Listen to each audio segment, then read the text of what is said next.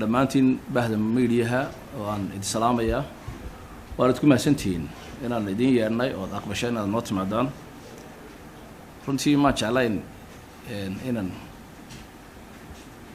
waxyaabaha aada u hooseeya ka jawaabno laakiin hadday beentu lagu celceliyo way rumowdaa marka waxaan doonaynay iminka barnaamij ka baxa TV-gan Home Cable TV oo la yidhaahdo barnaamijka good governance amba maamulida wanaaga laakiin anuu aan isleeyahay waa barnaamijka aan u bixin lahaa barnaamijka propagandada iyo beenta Somaliland ayaan jeclahay inaan dhowr kalmadood ka nidhaahno runtii qofka barnaamij diyaarinaya inta badan waa researcherkuna waxaa fiican wuxuu diyaarinayo inuu xog iyo xaqiiq facts and figures ummadda maaragtay uu soo bandhigo waxaanad moodaa barnaamij muddo soo socday weeyaan horta waxaan ka cudur daaranaynaa in barnaamij aada u hooseeyo noocaas oo kale inaan ka jawaabno laakiin haddana shacbi weynaha Somaliland si aan macnihii aan majarahooga looga celinin baan jeclaysanay inaan dhowr kalmadood oo kama ka nidhaahno horta waxaa ka muuqata barnaamijka aqoon darro maamul iyo aqoon darro xagga shuruucda dalka iyo hay-adaha dowladda structure-kooga iyo nidaamkoogaba waxaa kaloo ka muuqata aqoon darro xagga mashaariicda ah saddexda aqoon darro aynu jeclay marka hore inaan saxno aqoon darro maamul baa ka muuqata oo marka aad doonayso inaad institution wax ka sheegto waxaa fiican inaad institutionkiisa iyo hay-adihiisa iyo shaqaalihiisa iyo wixiisaba amba si fiican aad uga hadasho amba aanad gowrin aad maaragtay si ballaaran aad uga hadasho waxaan jeclayn wasaaraddan oon habeen hore ka arkayay barnaamijka iyo xalayba inaan saxo horta sida uu sheegay wasaaraddu waa wasaarad cusub oo wasaaraddii cusub ee qaranka lagu soo kordhiyey wasaaraddani waa wasaaradda gaadiidka iyo horumarinta jidadka wasaaraddan shaqaalaha wasaaraddu siduu sheegay waxa weeyaan waa qeyb ka tirsan wasaaradda kalluumaysiga waxaa jira waaxo inta badan cross cutter ay wasaaraddu wadaagaan sida admin and finance oo kale iyo qorsheynta oo kale laakiin wasaaraddu lama wareegin un kalluumaysiga shaqaale kalluumaysiga waxay la wareegtay shaqaalihii gaadiidka waaxda gaadiidka oo laba laab amba saddex laab ka badnaa wasaaradda kalluumaysiga laba waaxood baa laga wareegay wasaaradduna waa 5 waaxood waxaa kaloo hoos yimaada hay-adda horumarinta wadooyinka RDA shaqaalaha wasaaraddu wax ku dhawaad waa 420 shaqaalaha waxaan isnaa wasaaraddan waa wasaaradda kaliya laba saddex wasaaradood ma ka shaqaalo badan wasaaradda caafimaadka ta waxbarashada iyo maaliyadda shaqaalahaas waa shaqaale xirfad leh marka horta waxaan doonayaa inaan saxo qodobkaas maamul aqoon darradu inay ka haysatay qodobka labaad waa xeerarka dalka iyo shuruucda iyo dhismaha laamaha dowladda waxaa ka muuqatay inankaasi ma u fiicnayn qof noocaas oo kale ah nin baa wuxuu yidhi hebel waa buug sitay inankaa waxaan umalayn inuu haadee waa buug sitay uun waxaa jira xeerka maamulka gobollada degmooyinka xeer 23 iyo xeer 56 2016 xeerka wadamarista iyo xeer nidaamyaha 01 2018 xeerka wasaaradaha iyo hay-adaha dowladdu intuba waxay saynayaan wax la yidhaha segregation of power wasaaradda iyo dowladaha hoose waxbay ka mas-uul yihiin xadna way kala leeyihin wasaaraddeedu waxay ka mas-uuliyaddeedu waxay ka bilaabantaa waxay ka mas-uultahay waa highwayska iyo waddooyinka dibadda laakiin waxa magaalada gudaheega iyo bus stationada iyo waxa ku shaqo leh dowladaha hoose wasaaraddu kama shaqeyso bus station iyo kala xadaynta basaska iyo tagaasida iyo marka waxaad moodaa sida wasaaradda iyo mas-uuliyaadkeegu si cad waxay ugu qoran yihiin xeer nidaamyaha madaxweynaha xeer 2018 qodobkiisa 25aad oo ka kooban 13 farqadood marka waxaan jeclaan lahaa isagoo sheegay maamul wanaag oo sheegay inuu wanaajiyo inuu shuruucdii dalka iyo xeerarkii dalka aanu aqoon tiro badan u baahsanayna ka hayso marka waxay ceeb ku tahay ay nusqaan ku tahay tvda ugu weynaa Somaliland oo kale aynu barnaamij noocaas oo kale ah oo aan edit karin inuu ummadda ku sii daayo waxaa kaloo dhibaato ka haysatay mashaariicda dalka aqoon uma haysanayna kaasi xogna kama haynin home cable TV maanta arkiifyadiis dhammaan waxaan ka hadlayo oo wada kaydsan yihiin kaydkiisu way ku wada jiraan Soomaalida waxay tahay xalaal iftiin baa la qashaa annagu faanina mayno laakiin waxay wax qoran waana yaalaan waxaa jira buugga ay wasaaraddu soo saartay 2018 waa buuggaas home cable TV laftiisa koob ka mid ah oo siinay arkiifyadiisa ay taallaa wasaaraddu waxay qabatay waa 3 mashruuc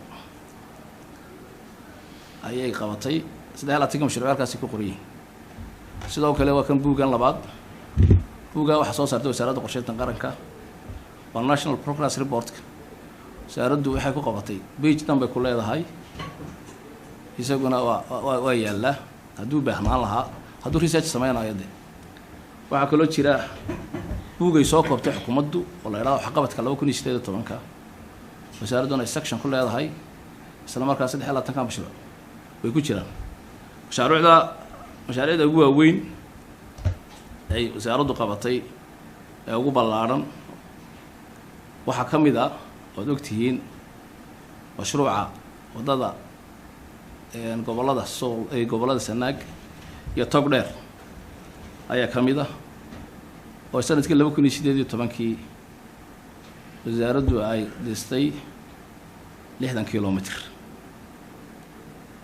waxaan doonayaa inaan caddeeyo aqoon darrada xagga mashaariicda ka haysata inankaasi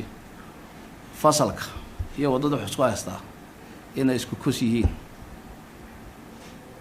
wax la dhiso waxa ugu qaalisan waxa la yiraahdo infrastructure oo wadooyinka airportada iyo dekedaha waxa laga yaabaa halka kilomitir inuu 1 milyan noqdo 1 milyan inuu noqdo ayaa laga yaabaa imka mashruuca Hargeysa bypass oo la bilgeliyay oo 22 kilomitir shirkadda ugu horeysay 10 milyan bay soo jeedisay budgetka wasaaradda ugu jiray sanadkii hore iyo hay'adda wadooyinkana wuxuu ahaa waxay 4 milyan waxa kaloo nasiib darro ah 2018 in ka badan 280 kilomitir oo wadooyina oo inta u dhaxaysa waxaas waxay ku wada qoran yihiin buugaagtaasi ku qoran yihiin 280 kilomitir oo u dhaxaysa waxa dayactir lagu sameeyay inta u dhaxaysa wadada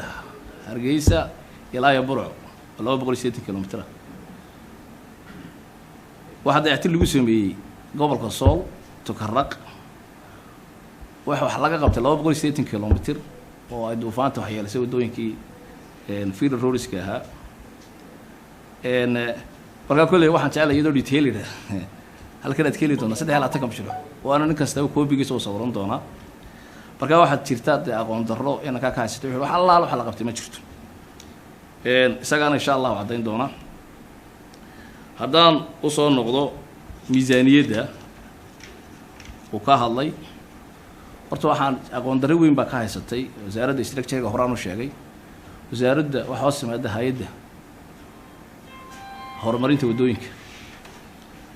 miisaaniyaddii 2018 boqolkiiba 80 miisaaniyaddaas waxay isticmaalaysay hay'adda ee wasaaraddu ma isticmaaleen boqolkiiba 80 waxay isticmaalaysay hay'adda horumarinta wadooyinka oo waaran ka anagu saxano agaasimo guud waa jooga isagoo agaasimo guud 20 ay miisaaniyadda 20 ay dhinka ka isticmaalay 2019 hay'adda horumarinta wadooyinka 4.5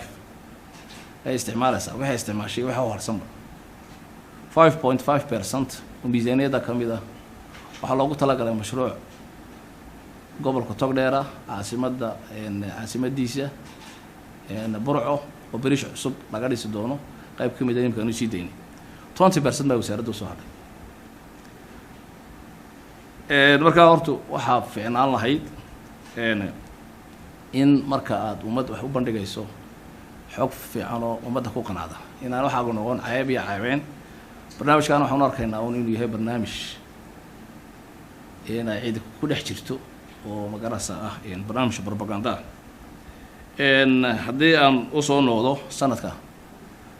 2019 mashaariicda imika gacanta lagu hayo ee infrastructure-ka waa ilaa 7 mashruuc waxaad moodaa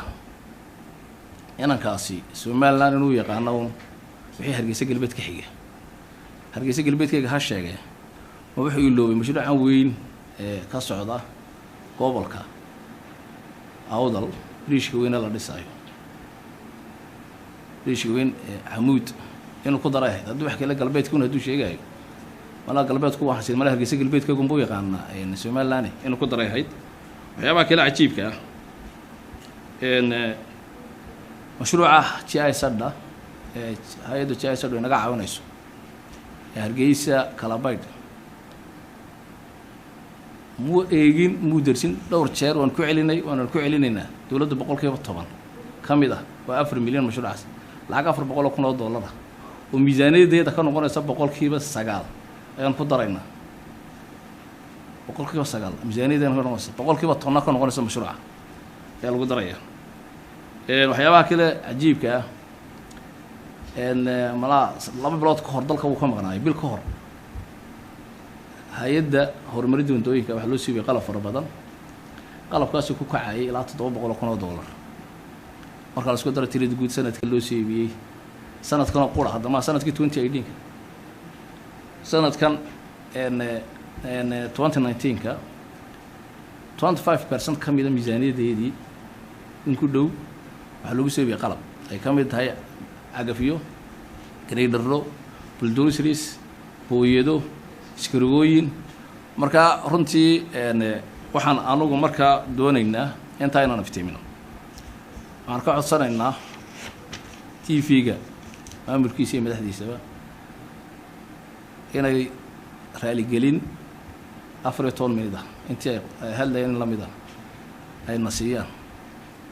hadday bixin waayaan annagu isxaqaaqan mayno TV-na riyan mayno